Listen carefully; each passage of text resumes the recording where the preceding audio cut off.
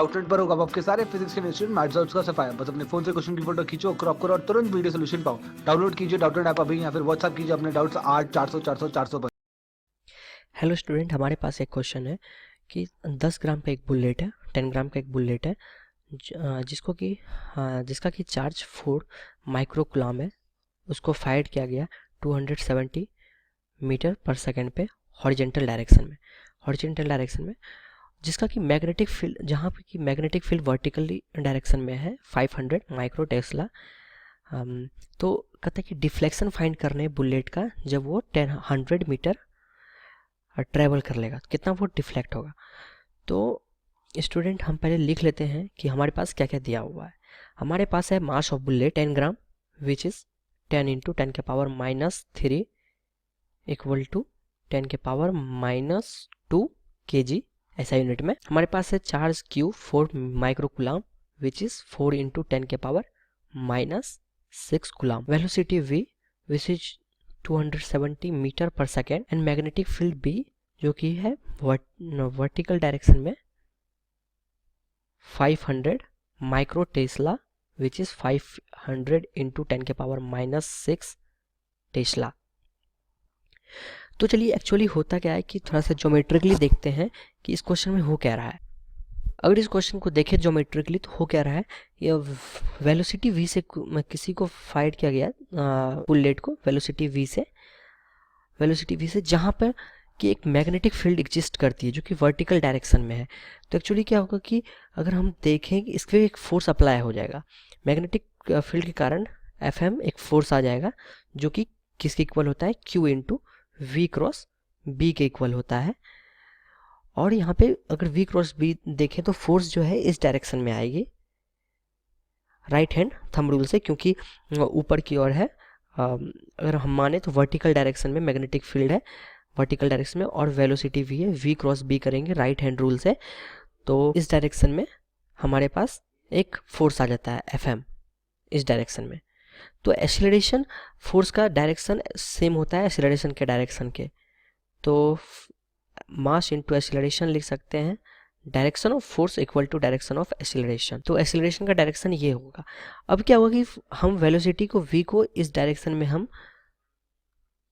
Find किए थे, पर इस डायरेक्शन में एक्सीलरेशन होने के कारण इसका डिफ्लेक्शन थोड़ा इधर होगा और इसका ट्राइजेक्टरी कुछ ऐसा हो जाएगा। तो क्वेश्चन में कह रहा है कि आफ्टर ट्रेवलिंग 100 मीटर कि 100 मीटर ट्रेवल करने के बाद इसका डिफ्लेक्शन कितना होगा। तो 100 मीटर ट्रेवल किया, इसका डिफ्लेक्शन 100 मीटर यही तो है ट्रेवल किया, तो इसका डिफ्लेक्शन जो है कुछ यहाँ पे हुआ, इसको हम डी से डिनोट करते हैं, यही हमें फाइंड करनी है। तो सबसे पहले तो हम फाइंड कर लेते हैं कि हमारे पास फोर्स कितना है ताकि हमको एक्सेलरेशन पता चल जाए। तो फोर्स कितना है, मैग्नेटिक फोर्स कितना है Q into V cross B.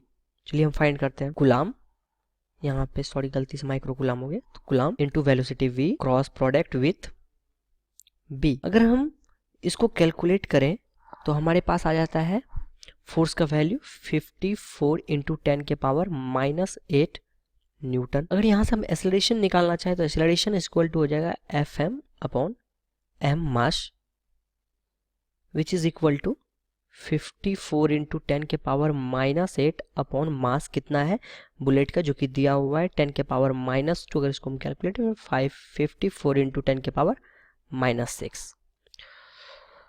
अब क्या होगा कि एक्सेलरेशन हमारे पास है, पर ये डिफ्लेक्ट किया कितना टाइम में डिफ्लेक्ट किया, तो यहाँ से टी टाइम निकल जाएगा कि 100 मीटर ये चल रहा है, 100 मीटर इस डायरेक्शन में ट्रेवल कर रहा है। तो चलिए हम कितना टाइम है हम वो पहले निकाल लेते हैं। 100 मीटर ट्रेवल करने में टी इंटू इसका स्पीड, तो टाइम टी इक्वल टू ये distance equal to time into speed कर दिए।